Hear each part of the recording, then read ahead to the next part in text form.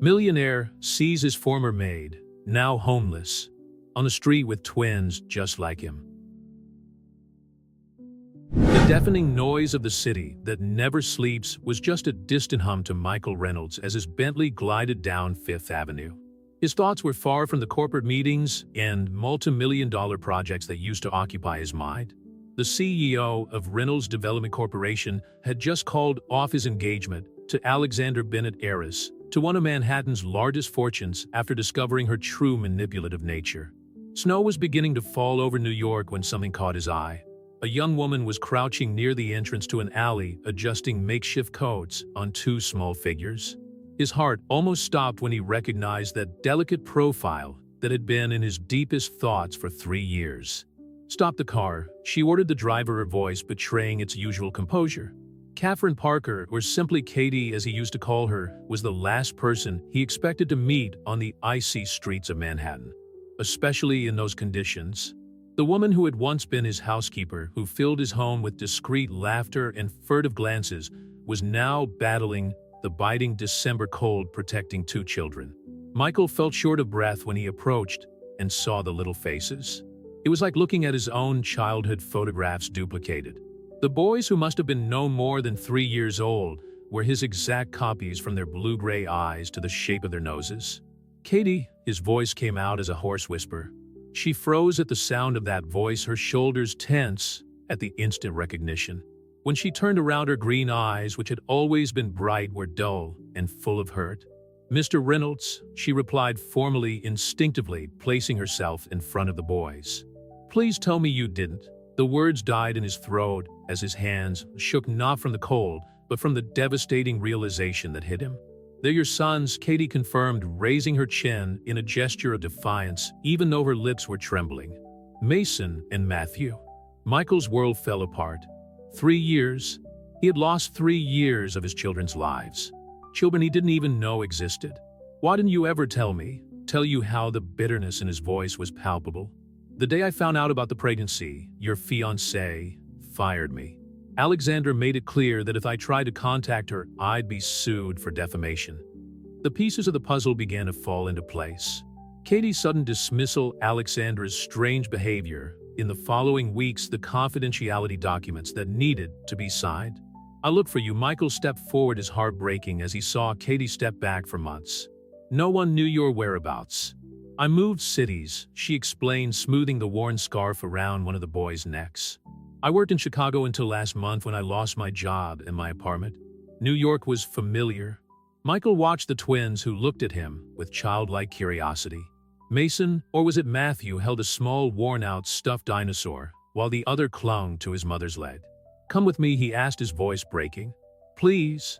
It's snowing. The children need shelter."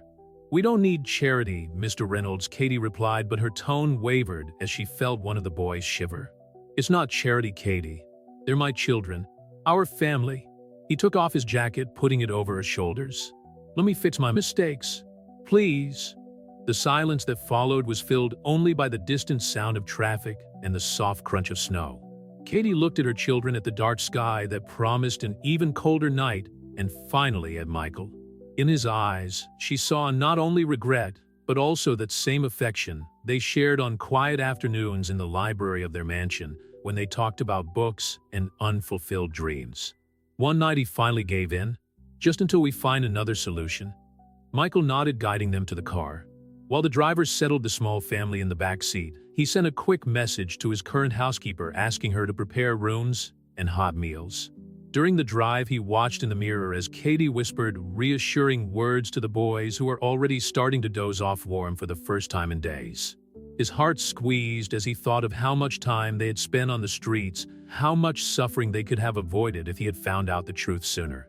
The Reynolds mansion on the Upper East Side was exactly as Katie remembered it, imposing and welcoming at the same time. As she cradled the sleeping Matthew in her arms with Michael carrying Mason, she tried to ignore the memories this place brought back: the laughter shared in the kitchen, the late-night chats in the garden, the stolen kiss on Christmas Eve that would change their lives forever. "Welcome home," Michael murmured, more to himself than to them, as he opened the door to the mansion. What neither of them knew was that that night would only mark the beginning of a journey of redemption, forgiveness, and a love that, even buried under years of hurt and misunderstanding, had never really died. The cozy warmth of the Reynolds mansion contrasted drastically with the cold of the streets that Katie and the twins had faced in recent weeks. The housekeeper, Mrs. Henderson, a gray-haired lady with a kind expression, was already waiting for them with hot towels and steaming soup. "The guest rooms are ready, Mr. Reynolds," she informed them, casting a compassionate glance at Katie and the children. Her eyes widened slightly as she noticed the striking resemblance between the boys and her boss, but she maintained her professional discretion. Michael led the little family up to the second floor, carrying Mason, who was still asleep. The hallway was exactly as Katie remembered it, the same oil paintings, the same Persian rug, the same memories that made her heart squeeze. "You can stay in these connected suites," Michael indicated, his voice low, so as not to wake the boys. "That way you can be close to them." Katie nodded, silently entering the first room. It was bigger than any place they had slept in the last few months. As she laid Matthew down on the king-size bed, her hands shook as she removed the worn shoes from her son's feet. "I'll ask you to bring some clean clothes," Michael offered, placing Mason next to his brother. "For all of you." "You don't have to," Katie began, but he gently interrupted her. "Please, Katie, let me do this." The look they exchanged was full of unspoken words. Katie turned away, first focusing on covering the boys with the soft comfort. "You must be hungry," Michael observed. "Mrs. Henderson has prepared soup, and there are sandwiches in the kitchen." "I need to stay with them," she replied, taking a seat on the edge of the bed. "I can have them brought here," he insisted. "Katie, you need to eat."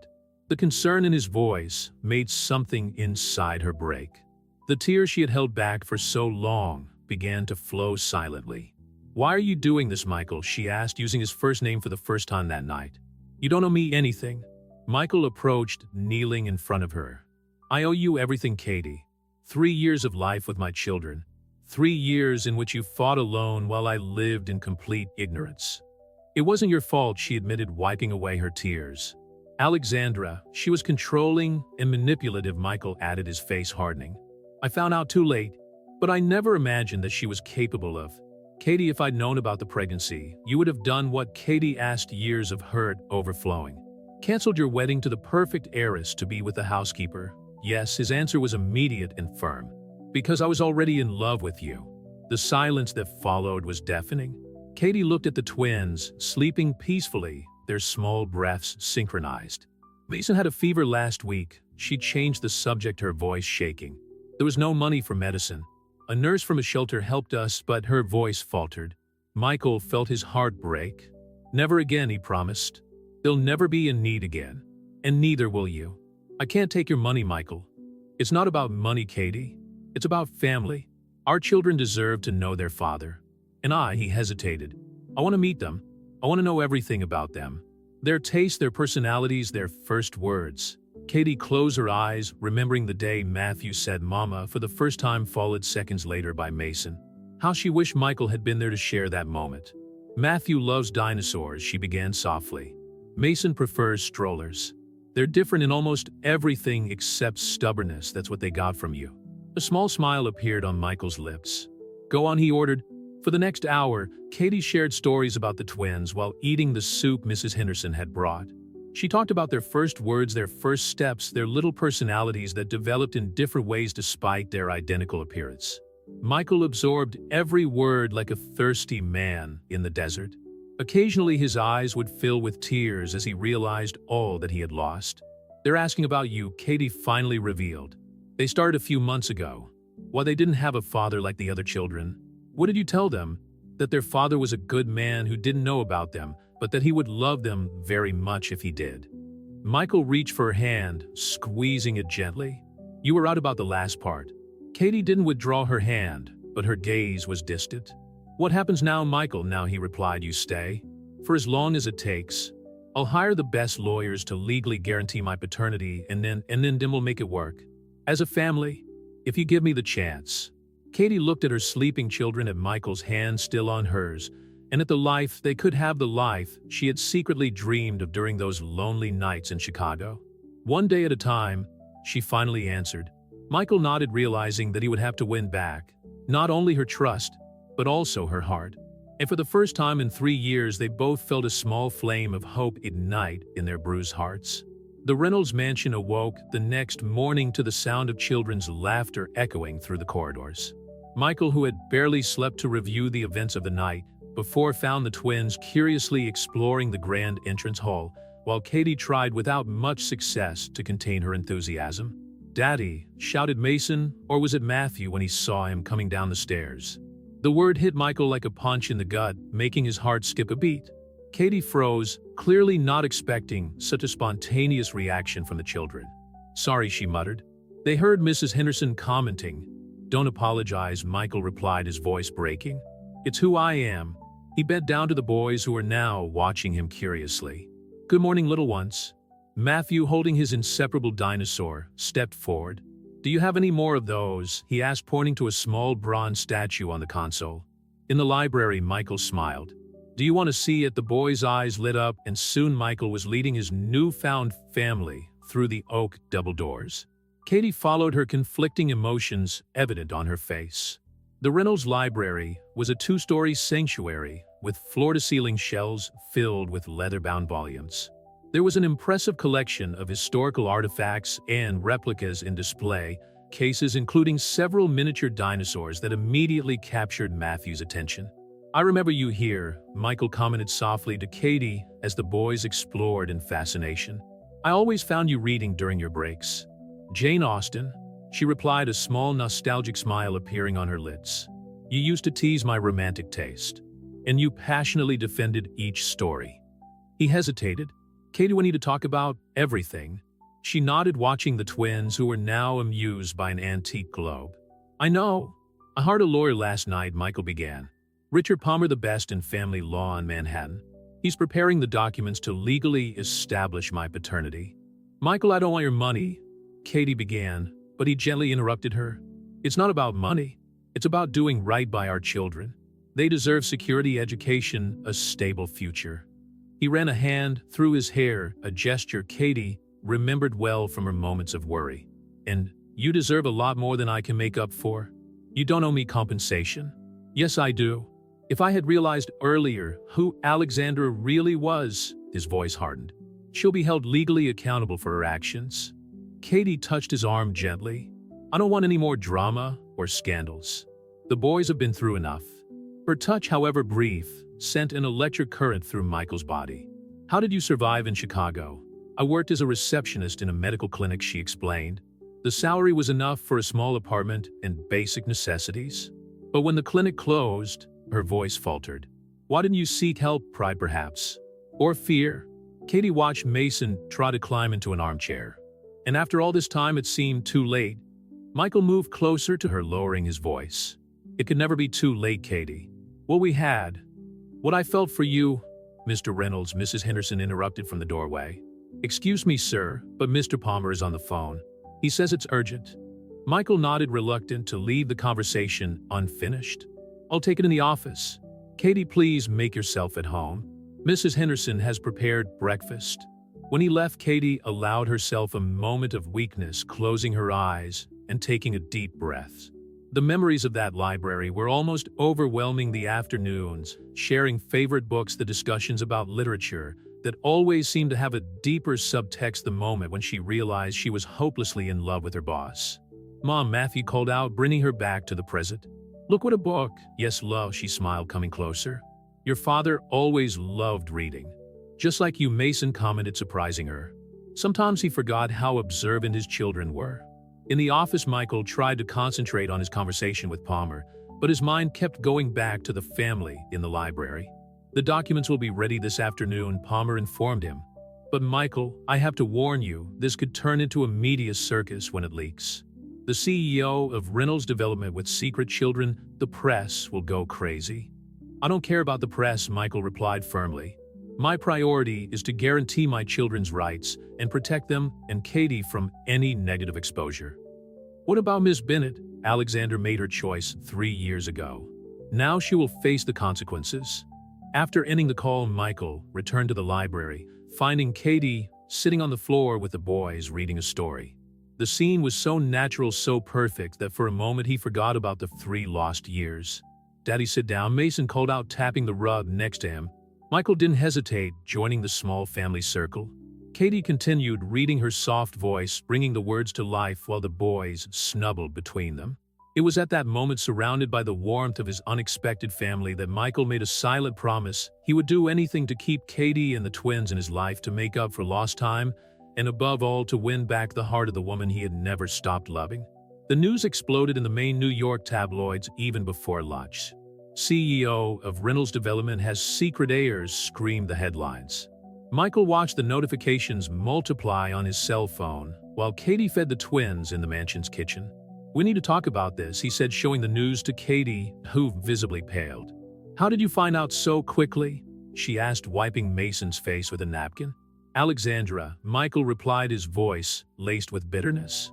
Palmer just informed me that she gave an exclusive interview, painting herself as the betrayed bride. Katie closed her eyes for a moment, trying to control her emotions. Children can't be exposed to that. I agree. That's why I've made some arrangements. Michael sat down next to them at the kitchen table. I have a house in Southampton. It's secluded, safe, and away from the eyes of the media. We can move there temporarily until this storm passes. Move? Katie hesitated. Michael, I can't just… Mom, I want more pancakes, Matthew interrupted, oblivious to the adults' tension. Mrs. Henderson, who was discreetly preparing more coffee, quickly served the boy another pancake. The sweet aroma of maple syrup filled the kitchen. Katie, Michael seized the moment when the twins were distracted by breakfast. I know it's a lot to ask, but think of the boys. Reporters are already flocking to the gates. In a matter of hours, we'll have helicopters flying over the estate. As if to confirm his words, Michael's phone vibrated with a message from the head of security. 3 more vans from TV stations had arrived.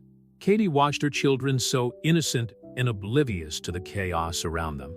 After everything they had been through on the streets, the last thing she wanted was to expose them to more trauma. How long? She finally asked. A few weeks, maybe a month.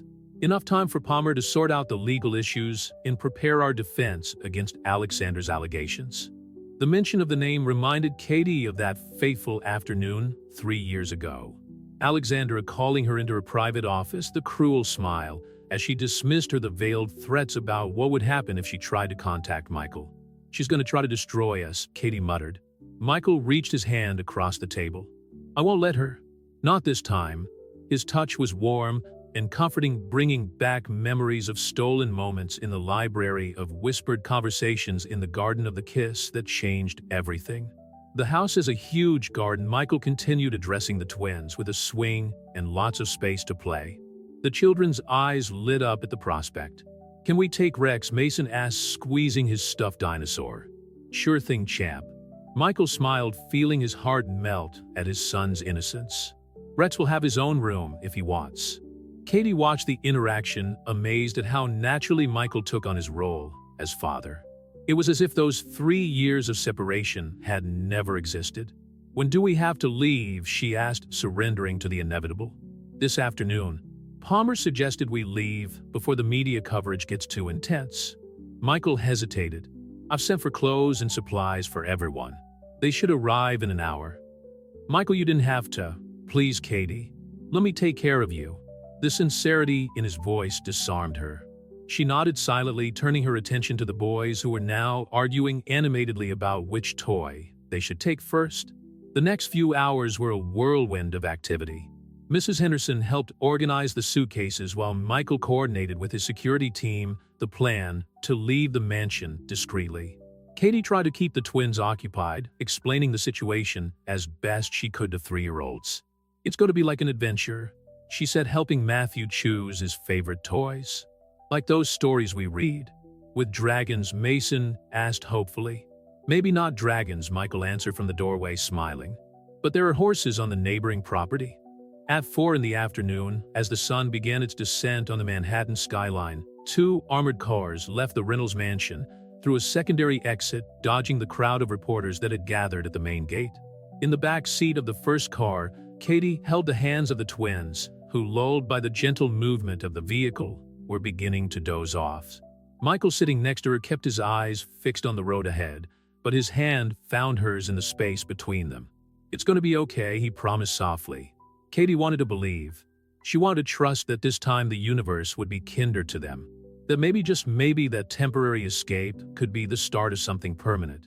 As the car left the city behind, taking them towards Southampton and an uncertain future, Katie allowed herself a moment of hope. Not for the money or the material comfort that Michael could provide, but for the chance that her children would grow up knowing the loving father she had always known he would be. The Reynolds holiday home in Southampton was a majestic estate by the sea, hidden by a dense grove of centuries-old oak trees. As the convoy of cars drove through the wrought iron gates, Katie felt a mixture of relief and apprehension. The setting sun painted the sky in shades of amber, creating elongated shadows on the gravel path that meandered up to the main house. "We're here," Michael announced softly, not wanting to disturb the twins who had fallen asleep during the journey. Mason was still holding his Rex dinosaur tightly, while Matthew had snuggled into his mother's lap. The housekeeper, Mrs. Collins, a middle-aged woman with red hair and a warm smile, was already waiting for them in the hallway. She had been notified of the situation and had prepared everything to welcome the unexpected family. "The children's rooms are ready," she informed them as she led the group inside. "I managed to find some old toys in the attic from the days when you used to spend summers here with your cousins." Michael carried Mason while Katie took Matthew, following Mrs. Collins up the polished wooden staircase. The interior of the house was more welcoming than the mansion in Manhattan, with dark wood furniture and fabrics in soft shades of blue and cream. "This will be the boys' room." Mrs. Collins opened a door, revealing a spacious room with 2 children's beds and a panoramic view of the ocean. "In your room, Ms. Parker, is the adjoining one with a connecting door." Katie noticed that Michael tensed when the housekeeper didn't mention where he would be sleeping, but remained silent as they settled the twins into their new beds.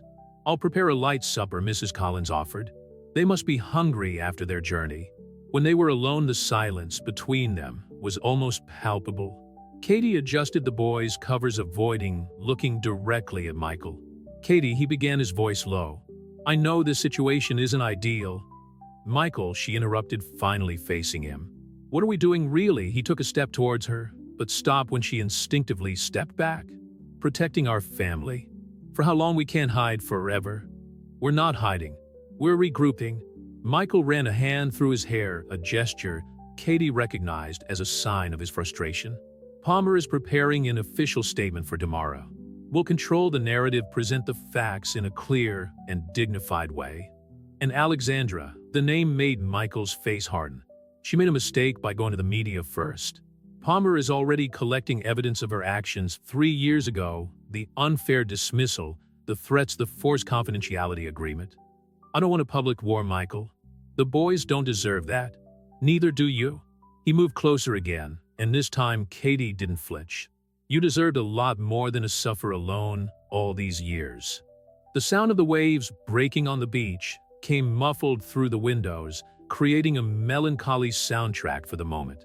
"There were nights," Katie confessed, her voice almost a whisper, "when I would lie awake looking at them, seeing their faces in every line, wondering if I'd made the right choice not to fight anymore." Michael touched her face, gently wiping away a tear she hadn't even realized had escaped.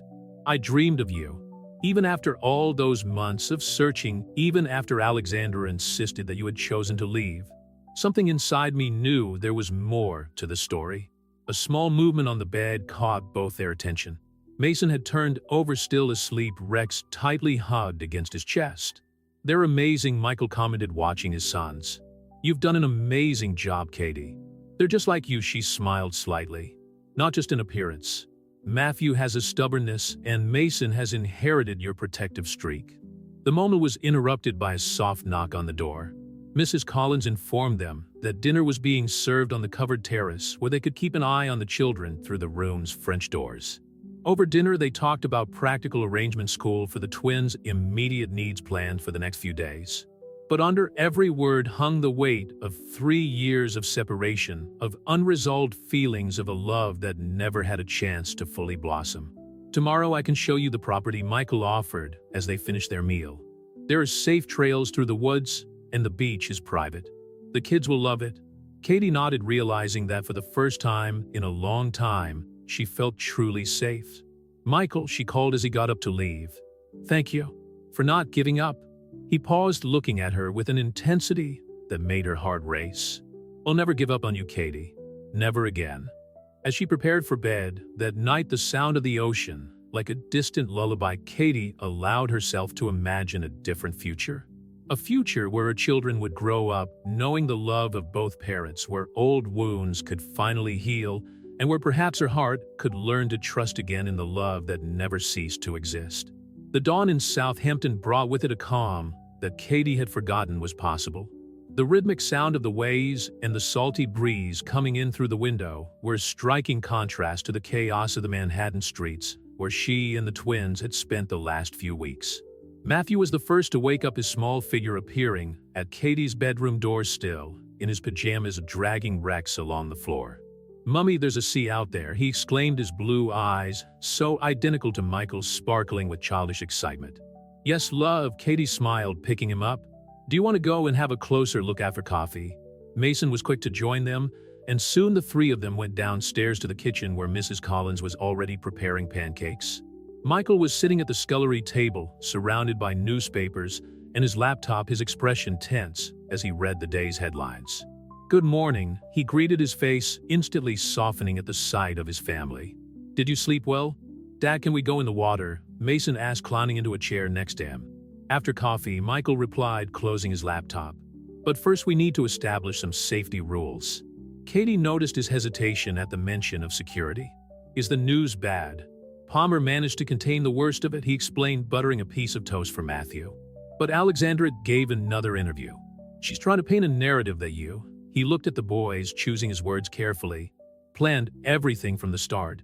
Katie felt her stomach turn. "How could she—" "It doesn't matter," Michael interrupted her gently. "Palmer has enough evidence to disprove every allegation." Even he hesitated. "We found the bank transfer she made for you to leave town." The silence that followed was broken only by the sound of the twins chewing their pancakes, oblivious to the tension between the adults. "Did you know?" Katie finally asked, her voice trembling. "I found out last night," Michael replied, his expression a mixture of anger and regret. "Katie, why did you take the money?" She closed her eyes, the memories of that day coming back full force. "I was pregnant, scared, and out of options. Alexander said that if I didn't take it and disappeared, she would sue me for attempted extortion. I used the money to survive the first few months in Chicago until I got the job at the clinic." Michael reached across the table and took her hand. "I'm sorry you had to go through that alone." "Mom, I'm done," Matthew announced, breaking the moment. "Can we go and look at the sea now?" Katie discreetly wiped away a tear as Michael stood up. "How about we get changed first? I've got a surprise for you outside." The surprise turned out to be a complete set of beach toys, buckets, spades, children's bodyboards, and even a small inflatable boat. The twins' eyes widened at the treasure. "Michael," Katie began, but he interrupted her with a smile. "Let me do it, Katie. Let me be a father." The morning passed in a blur of laughter, sandcastles, and races along the water's edge. Katie watched in amazement as Michael naturally took on his paternal role, teaching the boys to jump the small waves and showing them how to make tunnels in the sand. He always wanted children, a voice said behind her. Mrs. Collins had brought water and snacks for everyone. "In the years I've worked here, I've never seen him as happy as he is today." Katie watched Michael twirl Mason in the air, the laughter of his children echoing across the private beach. "He would have been a wonderful father from the start." "He still might be," the housekeeper replied wisely. "Fate has curious ways of mending its ways." When the sun started to get too strong, the family returned to the house. The boys, exhausted but happy, were taken for a swim while Katie organized their new toys. "I have a video conference with Palmer in half an hour," Michael informed her, helping her. "Do you want to take part? One, think it's important for you to be present for the legal decisions." Katie hesitated. "What's he going to suggest?" "Apart from suing Alexander for defamation and blackmail," Michael sighed. "We need to make my paternity official, establish shared custody." "Katie, I want to be part of their lives. For real. Permanently." "And when all this storm is past," she asked, verbalizing her greatest fear. "When we don't have to hide here anymore." Michael moved closer, touching her face gently. "I'm not just here for the situation or out of obligation. I'm here because," he hesitated, his eyes meeting hers, "because I've never stopped loving you." The distant sound of the twins playing upstairs filled the silence that followed. Katie felt her heart hammering against her chest, torn between the desire to give in to that feeling and the fear of being hurt again. "Michael, you don't have to answer now," he smiled softly. "We have time. This time we have all the time in the world." The sharp sound of Michael's cell phone broke the serenity of the afternoon in Southampton. Alexander's name flashed across the screen, making his stomach turn. Katie, who was playing with the twins in the garden, immediately noticed his change of posture. "I need to take this," he said, walking away toward his office. "Palmer warned me that she would try to contact you." Katie nodded, trying to disguise her apprehension as she helped Matthew build a trolley track in the grass. Through the office window, she could see Michael gesturing, his face becoming increasingly tense. "Mr. Michael looks angry." Mason observed his childlike perception, surprising Katie. "Sometimes adults need to solve complicated problems, darling," she explained, kissing the top of his head. 15 minutes later, Michael emerged from the office, his blue eyes stormy. "She's coming over." "What?" Katie stood up abruptly. "How did she?" "Apparently one of the staff of the mansion in Manhattan missed our location." He ran a hand through his hair in frustration.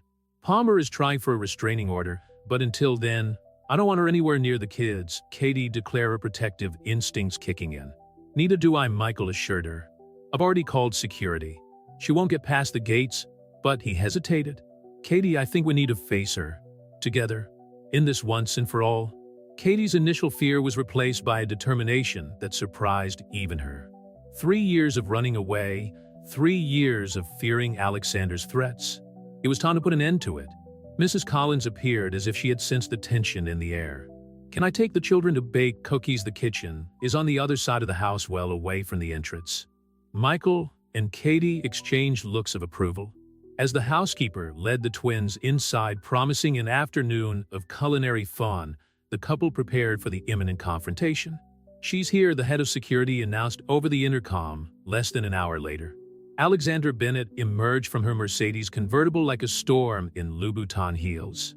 Her perfectly groomed blonde hair and impeccable tailored suit contrasted with Katie's casual simplicity in her jeans and t-shirt.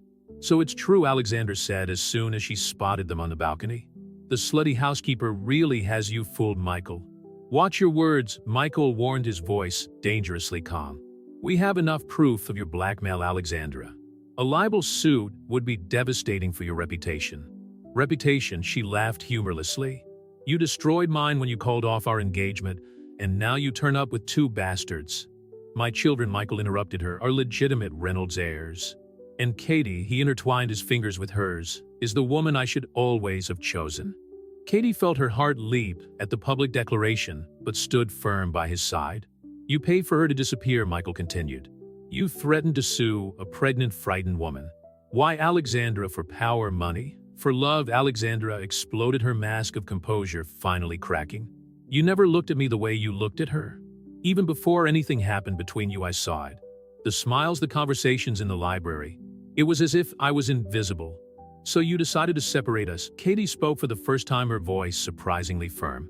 "Making my children grow up without a father. You didn't deserve him." Alexandra spat out the words.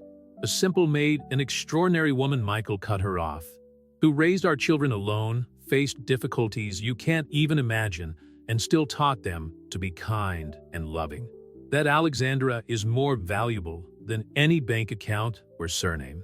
The sound of children's laughter echoed distantly from the kitchen. Alexandra seemed to wilt slightly, as if that sound made it all too real. "It's over, Alexandra," Michael declared. "Palmer is preparing the legal documents. You have 2 options: publicly recant and admit your actions, or face a lawsuit that will expose every detail of your blackmail." "You wouldn't do that," she challenged, but her voice betrayed uncertainty. "For my family," Michael smiled humorlessly. "I do a lot more." Alexandra looked from Michael to Katie, then to their joined hands. Something in her face changed, as if she finally realized that she had lost a battle that began 3 years ago. "You'll regret it," she threatened weakly, but she was already walking back to her car.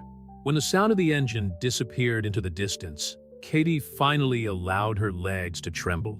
Michael wrapped his arms around her, and she allowed herself to absorb his warmth and protection. "It's over," he whispered into her hair. "She can't hurt us anymore." "Daddy, Mommy," the twins' voices called out in unison. "Come and see our cookies." Katie pulled away, slightly meeting Michael's eyes. "Did you really mean about me being the right choice?" In response, he kissed her. It was a soft kiss full of promises and years of restrained love. When they parted, Katie's eyes glistened with unshed tears. "Let's go see those cookies," Michael smiled, interlacing their fingers. "Our family is waiting for us." As they walked to the kitchen where Mason and Matthew's laughter mingled with the sweet aroma of freshly baked cookies, Katie felt something click in her heart. Perhaps Mrs. Collins was right. Fate really did have curious ways of mending its ways. The first week in Southampton established a routine that made Katie's heart bloom with hope. After the confrontation with Alexandra, relative peace settled over the seaside property. The sensationalist headlines began to diminish, especially after the official statement from the Reynolds Development Corporation recognizing the twins as legitimate heirs. Michael divided his time between video conferences at the office and precious moments with his family. Katie often caught him watching the boys with a look of admiration mixed with sadness, as if he were trying to recover every second of the 3 lost years. "They have their smile," she commented one morning, finding him on the balcony while the twins were playing in the sand with Mrs. Collins. "But they have their strength," Michael replied, gently pulling her to sit next to him. Katie Palmer called earlier. "Alexandra has agreed to make the public retraction." "What does that mean for us?" "It means we can start planning our future without shadows of the past." He hesitated, turning to face her. "I found an excellent school here in Southampton. And there's a house for sale 3 blocks from here." "Michael," Katie interrupted him gently, "are you suggesting we stay permanently?" "I'm suggesting we build a life together. The kids love it here. You seem more relaxed, and he intertwined his fingers with hers. "I've never felt more at peace." The sound of the waves provided the perfect soundtrack for the moment. Katie watched her children so happy and carefree, finally having the childhood she had always dreamed of for them. "What about your job in Manhattan?" "I can manage most of it remotely. I've already talked to the board about reducing my trips to the city to twice a week." He smiled. "Besides, Southampton has a promising real estate market. I could expand the business here." "Sounds like you've thought of everything," Katie commented, a small smile playing on her lips. "I thought of us," he corrected. "Our family." At that moment, Mason came running towards them, holding something in his hand. "Mom, Dad, look what I found." It was a heart-shaped shell, perfectly preserved. Michael took his son on his lap, examining the marine treasure with an exaggerated seriousness that made Mason laugh. "Do you know what they say about heart-shaped shells?" Michael asked the boy. "That they're magical. They bring love and happiness to those who find them." "Then I'll give it to Mom," Mason declared proudly, holding out the shell to Katie. Katie accepted the gift, feeling tears forming in her eyes. Matthew, not wanting to be left out, soon joined them on the balcony, bringing his dinosaur Rex to take part in the family moment. "What do you think?" Michael whispered when the boys returned to play. "About us staying?" Katie looked at the shell in her hand, at her children on the beach, and finally at the man next to her whom she had never stopped loving. "I think we need to see that house you mentioned." Michael's smile lit up his whole face. He leaned in, kissing her softly, a silent promise of all the moments they would still share. The house in question was a pale blue Victorian estate with a spacious garden and a partial view of the ocean.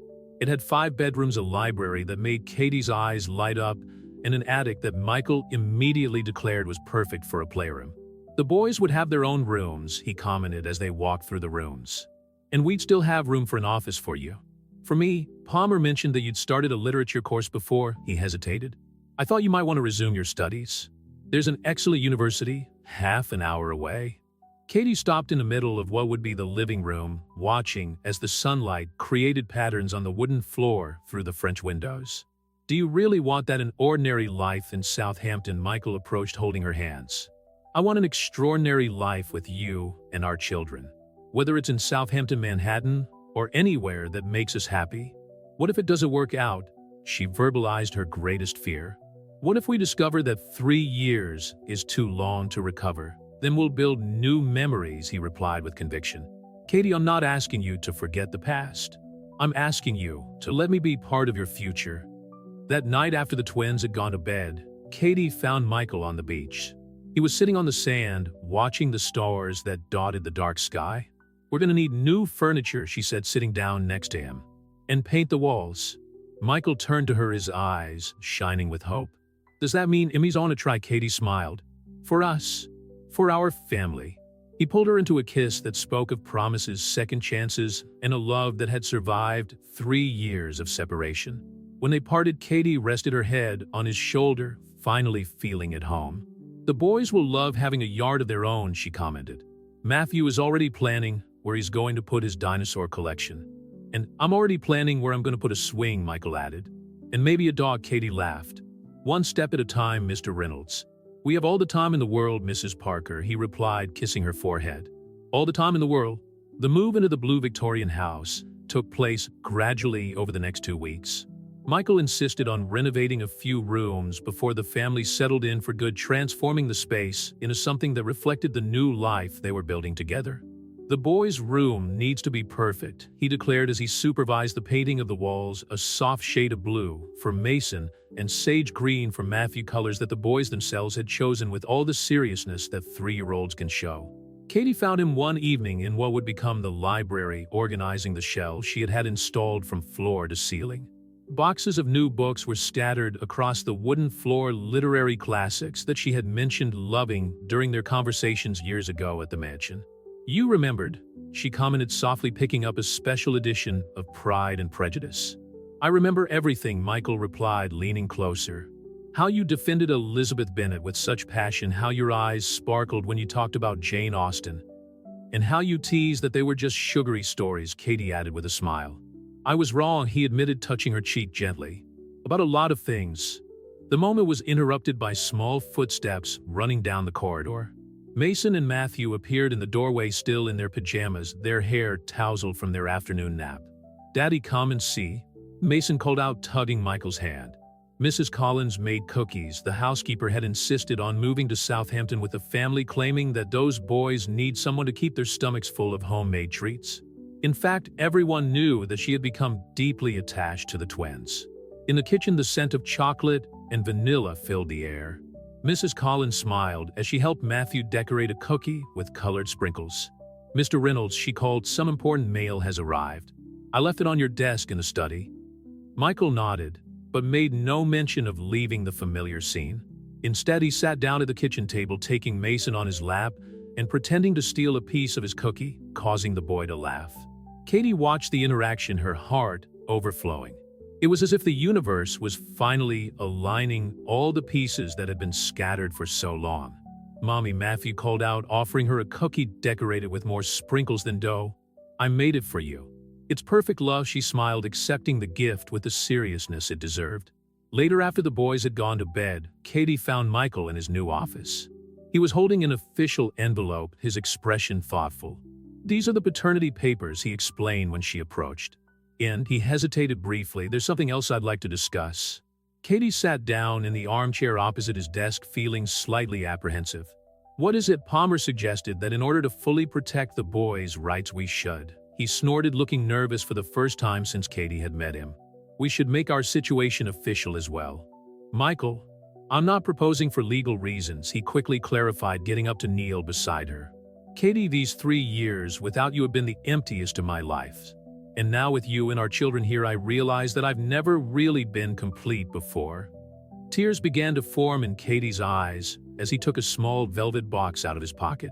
It's not an ostentatious ring like the one I gave Alexandra, he continued, opening the box to reveal a delicate sapphire surrounded by tiny diamonds. Because you're not her. You're real, true, and infinitely more precious.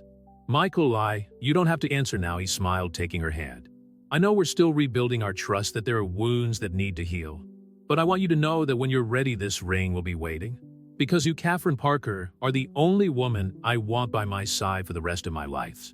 Katie looked at their joined hands, at the ring that represented not just a commitment, but a promise of the future.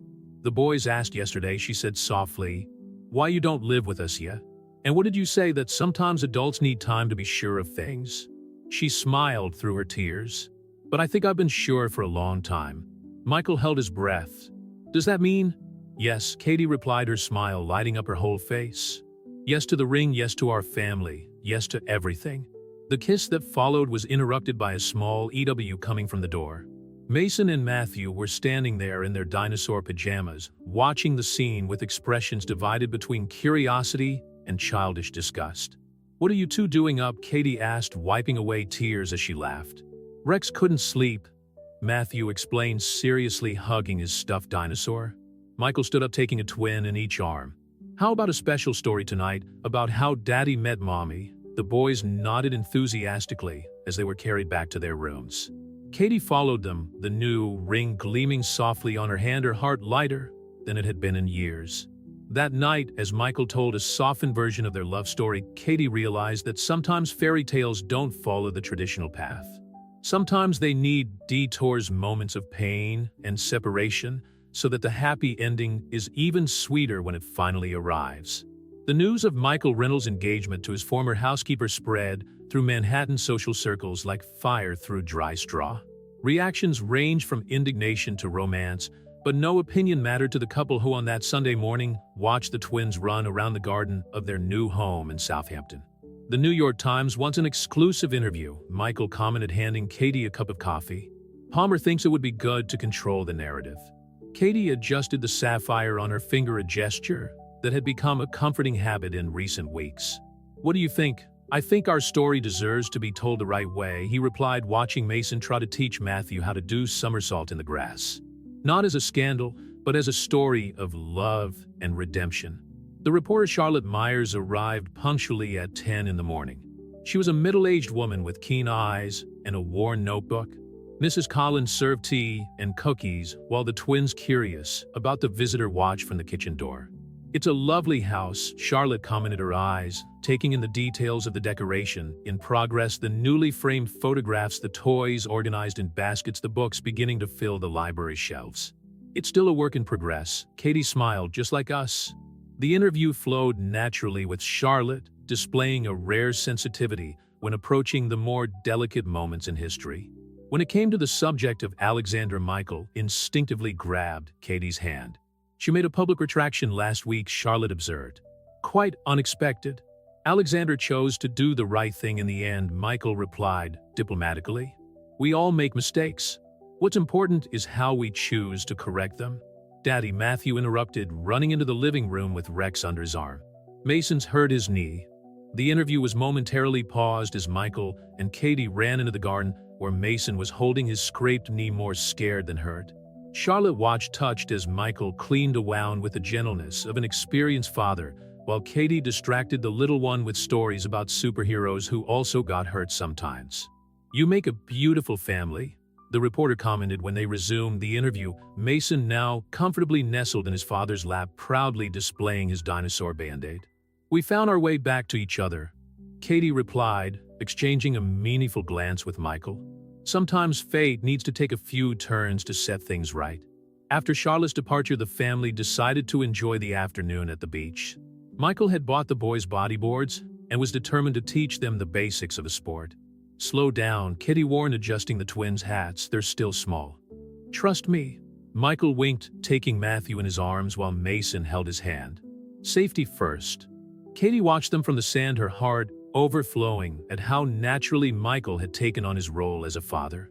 There was no trace of the powerful Manhattan CEO, just a devoted father teaching his children to face the small ways with confidence and joy. "He was born for this," Mrs. Collins commented, taking a seat next to Katie with a basket of snacks. "To be a father. Sometimes I wonder what things would have been like if I'd told him from the start," Katie admitted. "If I fought harder." "The past is like these waves," the housekeeper gestured out to sea. "We can't change it, only learn to navigate better in the present." The afternoon turned into one of the most precious moments they had ever shared as a family. The boys, exhausted but happy, fell asleep on the way home, each holding tightly to their little boards. Charlotte called, Michael commented as he carried Mason inside. "She wants to include some photos of us in the story. Something casual, family." "All right," Katie agreed, surprising him. "I think it's time we showed the world who we really are." That night, after the twins had been put to bed, Michael found Katie on the balcony, gazing at the stars. Without saying a word, he wrapped her in his arms, breathing in the soft scent of her hair. "Do you know what charmed me most about you?" he asked softly. "Apart from your intelligence, your strength, and your heart, what? The way you saw beauty in the little things. How you turned simple moments into precious memories. Katie turned in his arms, touching his face gently. And you, the powerful CEO who used to discuss Jane Austen with me on Sunday afternoons. I was trying to impress the prettiest housekeeper I'd ever seen, he admitted with a smile. Even if I couldn't admit it to myself at the time. The kiss they shared under the Southampton stars carried the weight of 3 years apart and the promise of a future together.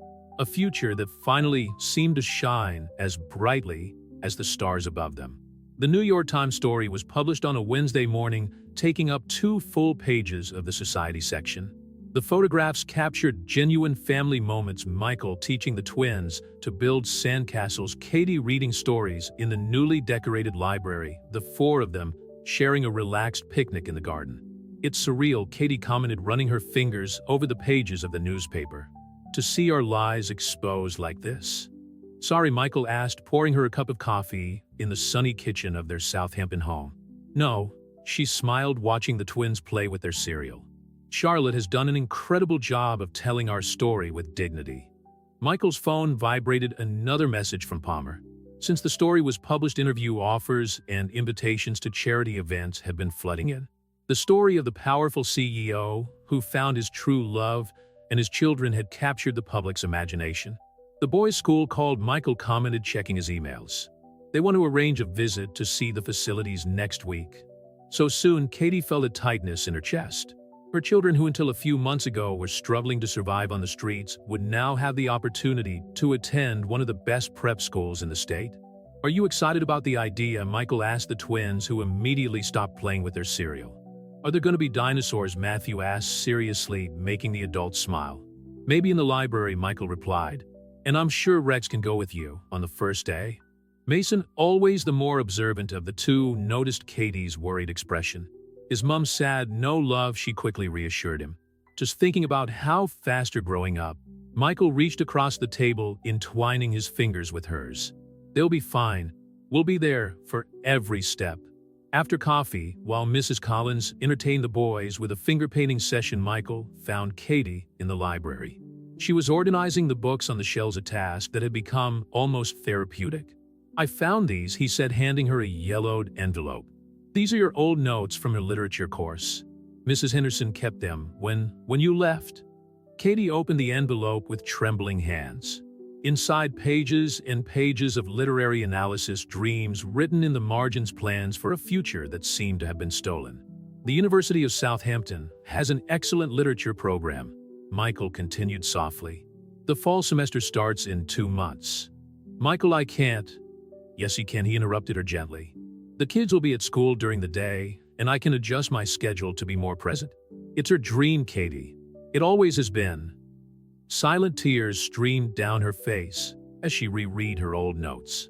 They seemed to have been written by someone else, someone younger, more hopeful. "That Katie is still there," Michael approached, wiping away her tears. "I just needed to find my way back." The moment was interrupted by excited shouts coming from the living room. They found the twins covered in paint, proudly showing off their works of art to an equally color-splashed Mrs. Collins. "Look, Mom," Matthew held up his drawing. "It's our family." Katie took the paper, her heart melting at the sight of the stick figures, 2 small ones in blue, a larger one in red, her, and another in black, Michael, all holding hands under what looked like their blue house. "It's perfect, my love," she smiled, treasuring the drawing. That afternoon, while the boys took a nap, Michael and Katie visited the campus of the University of Southampton. The academic environment, with its historic buildings and manicured gardens, awakened something dormant in Katie. "I can see you here," Michael commented as they walked through the corridors of the literature department, debating Jane Austen with other book lovers. "That will be quite a fresh start," she reflected, stopping in front of a bulletin board full of information about the next semester. "Life is made up of new beginnings," he replied, hugging her from behind. "Look at us." Back at home, they found Mason and Matthew in the garden with Mrs. Collins watering the flower seedlings they had planted the weekend before. It was a simple domestic scene, but loaded with meaning, their own roots beginning to take hold in that new soil. "I'd decided," Katie announced over dinner, surprising everyone. "I'm going to enroll in the literature course." Michael's smile lit up the whole room. The twins, even though they didn't fully understand, celebrated because their parents seemed happy. "Let's celebrate," Michael declared, picking Mason up. How about ice cream for dessert? Later, after the children had gone to bed, Katie found Michael in his office working on some documents. "Thank you," she said simply. "For what? For believing in me. For giving me a second chance at my dreams." Michael stood up, pulling her into his arms. "You gave me a second chance at life, Katie. A family, true love, purpose. It's the least I can do." The kiss they shared was interrupted by small footsteps in the hallway. Matthew, looking for Rex, who had stayed in the living room. While Michael went to help his sleepy son, Katie stayed in the office, looking out of the window at the lights of Southampton. Her reflection in the glass showed a different woman from the one who had wandered the streets of Manhattan months ago. In the eyes that stared back at her, there was something new, hope. And for the first time in a long time, Katie Parker was truly ready to embrace the future with all its challenges and promises. Autumn arrived in Southampton, bringing with it an explosion of color and new changes for the Reynolds Parker family. Katie began her university classes, balancing her studies with motherhood, while Michael alternated his time between the home office and necessary trips to Manhattan. "Mommy, can I take Rex to school today?" Matthew asked over breakfast, his first day of kindergarten fast approaching. "Honey, I think it's best if Rex stays to guard our house," Katie replied, gently adjusting the bow tie on Mason's school uniform. "He could get lost in there." Michael watched the scene from his tablet, where he was reading the latest real estate news. His heart still leapt every time he saw his family reunited, like this, a dream that for 3 years had seemed impossible. "The driver will be here in 15 minutes to take you," he said, checking his watch. "Do you want me to come along?" The twins' eyes lit up. Even after months of living together, they still reacted with pure joy to every moment shared with their father. "I have a surprise for after school," Michael added, winking at Katie, who raised a curious eyebrow. Westbrook Academy was a century-old institution with impeccable gardens and a welcoming atmosphere that immediately won the boys over. Mrs. Bennett, the kindergarten teacher, welcomed them with a warm smile. "We have other twins in the class," she commented, noticing Katie's apprehension, "and I promised to keep an extra eye on them." The separation was more difficult for the parents than for the children. Mason and Matthew, entertained by their new friends, barely waved when Katie and Michael said goodbye. "They'll be fine," Michael assured them, noticing the tears in Katie's eyes as they left the school. "I know," she replied, wiping her eyes. "It's just it seems like yesterday we were on the streets, and now." Michael parked the car on a quiet street in Southampton, next to a small corner bookshop with a vintage facade. "Your surprise," he announced, leading her inside. The interior of the bookshop was a literary paradise with floor-to-ceiling shelves filled with old and new volumes. The aroma of coffee and old books filled the room. "Michael, what?" "It's for sale," he explained, watching her reaction. "The owner is retiring. I thought maybe when she finishes her degree." Katie ran her fingers along the spines of the books, her heart racing with the possibilities. "A bookshop of our own, with a literary cafe on the mezzanine," Michael continued, pointing to the top floor. "You always talked about creating a space where people could get lost in stories. But your developer, it can wait," he added. "Katie, I want to build something with you. Not just a family, but a legacy." Mrs. Roberts, the current owner, emerged from the back area. She was an elegant lady with tortoiseshell glasses and a pearl necklace. "Oh, Mr. Reynolds," she smiled. "And this must be your fiancé. Come, let me show you the hidden treasures." For the next hour, they were guided through every corner of the bookshop. Mrs. Roberts shared stories about memorable customers, about rare first editions stored in the basement, about the reading group that had been meeting every Wednesday for more than 2 decades. "This place needs someone who loves stories as much as I do," she commented, watching Katie examine a first edition of Persuasion with reverence. "Someone who understands that books aren't just products, they're portals to other worlds." When they left the bookshop, Katie was silent, lost in thought. Michael respected her space, driving back home, where Mrs. Collins was waiting for them with lunch ready. "It would be quite a change," Katie finally said as they ate lunch on the porch, basking in the soft autumn sun. "You have time to think about it," Michael replied. "Mrs. Roberts doesn't want to sell to a big chain. She wants someone who will preserve the soul of the place." "How do you always know?" Katie asked softly. "How do I always know what's in my heart, even before I know it myself?" Michael smiled, taking her hand on the table. "Because your heart and mine are connected, Katie. They always have been." The rest of the afternoon passed quickly between preparations to pick up the twins and household chores. When they finally picked the children up from school, they found Mason and Matthew excitedly telling Lucy about Rex and his dinosaur collection. "Looks like you made a new friend," Charlotte commented, approaching Katie. "Lucy's already planning a paleontology club. We could hold meetings in the bookshop," Katie replied without thinking, surprising herself with how natural the idea was. On the way home, while the twins were telling each other about their first day, between sound bites of the cookies Mrs. Bennet had handed out, Katie realized that some decisions don't have to be difficult. Sometimes they are already written in our hearts, just waiting for the right moment to be revealed.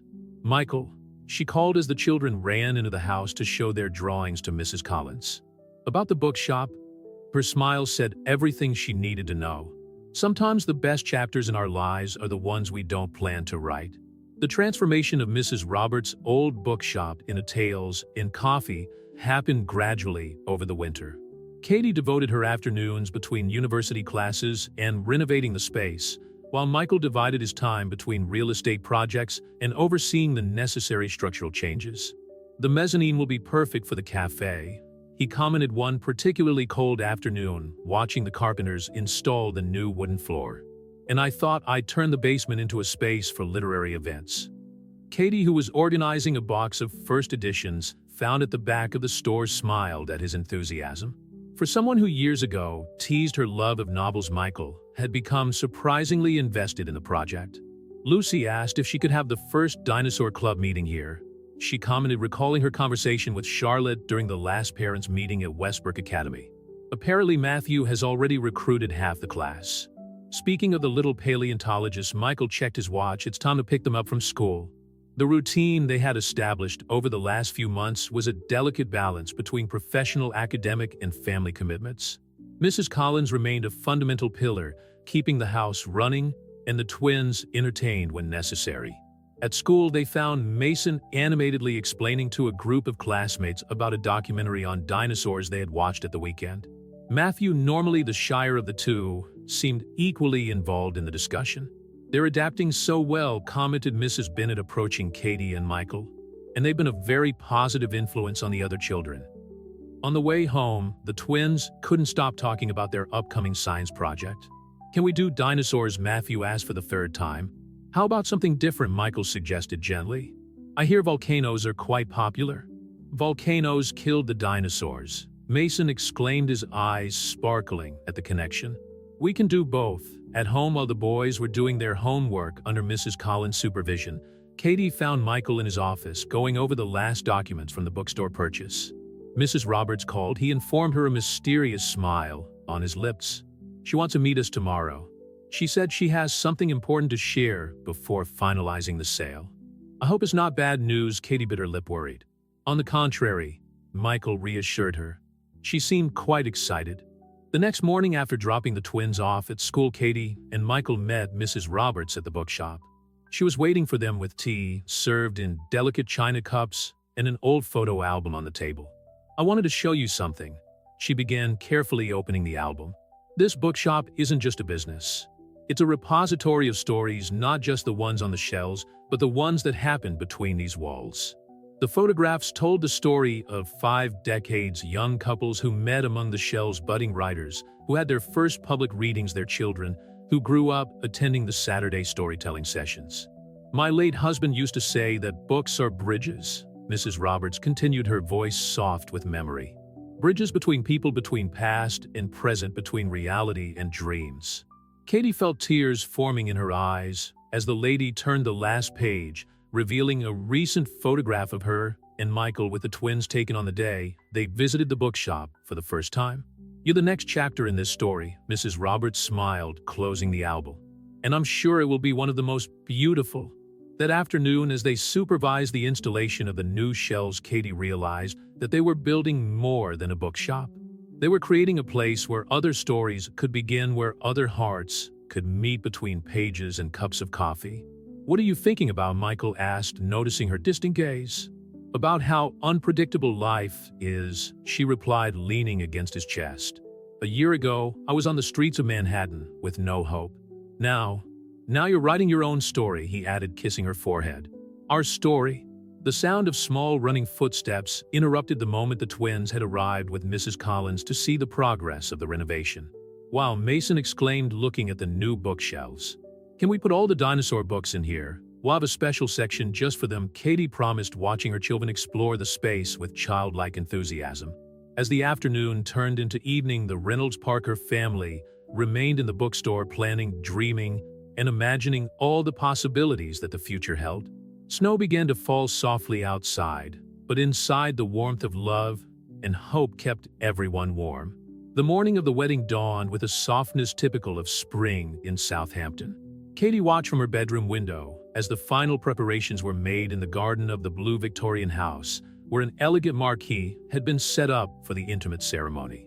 "The boys are ready," Mrs. Collins announced, entering the room with an excited smile. "And perfectly adorable in their little tuxedos."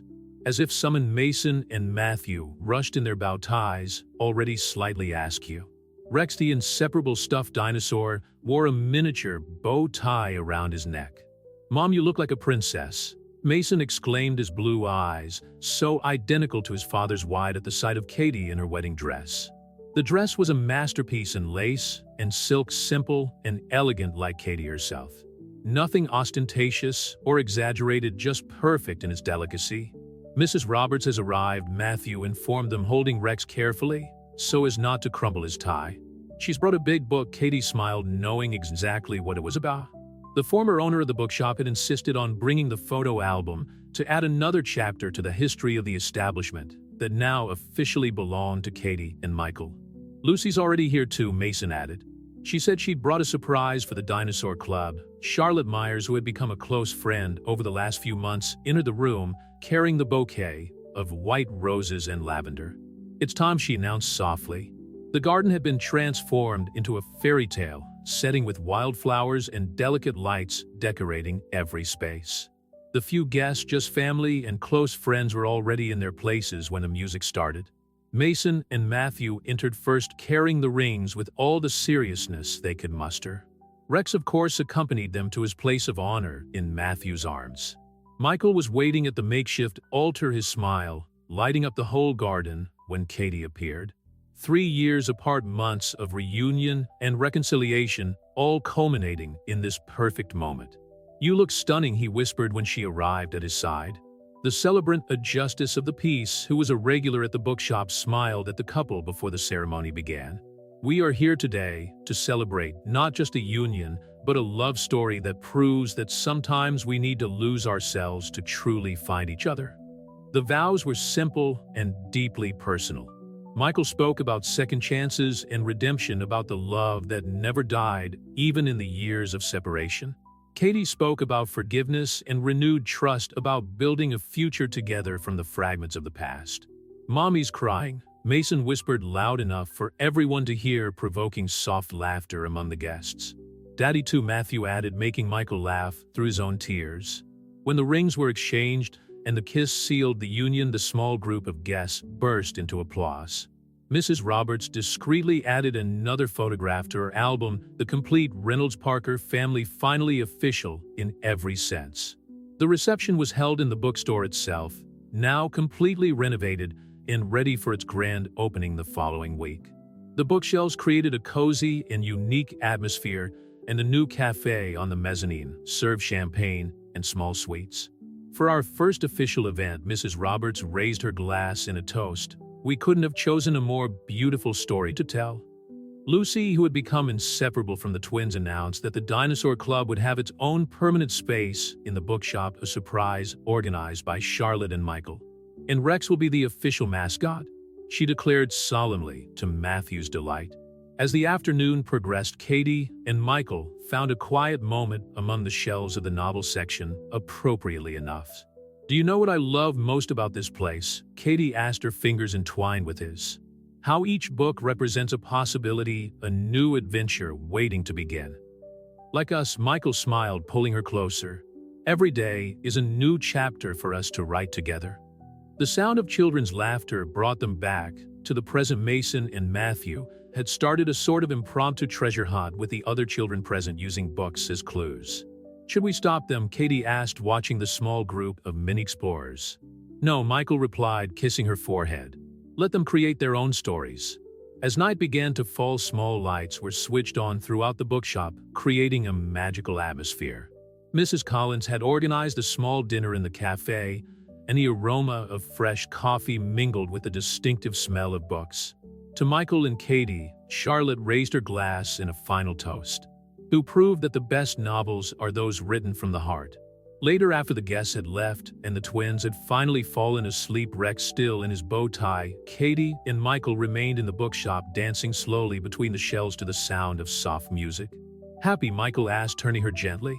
More than I ever thought possible, she replied, resting her head on his chest.